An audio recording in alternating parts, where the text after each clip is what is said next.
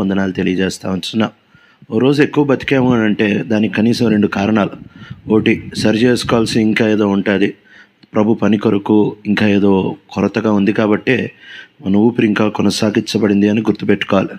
యేసుక్రీస్తు ప్రభువారి గురించి రాయబడతా వచ్చిన మాట, ఆయన సమస్తము ముగించబడింది అని చూసి యోహాను సువార్త 19:30 ఉంటుంది, సమాప్తమాయను అని చెప్పాడట. ఎప్పుడైతే మొత్తం అయిపోయిందో వెంటనే ఆ తర్వాత వచ్చిన ఏంటి అని అంటే, ఆయన తల దించి ఆత్మను అప్పగించెను అనే మాటని చూడొచ్చు. అంటే మన పని అయిపోయిన తర్వాత ఓ సెకండ్ కూడా ఉండం కూడా ఉన్నామంటే సరి చేసుకోవాల్సిందో పని ఏదో ఉంది అని అర్థం.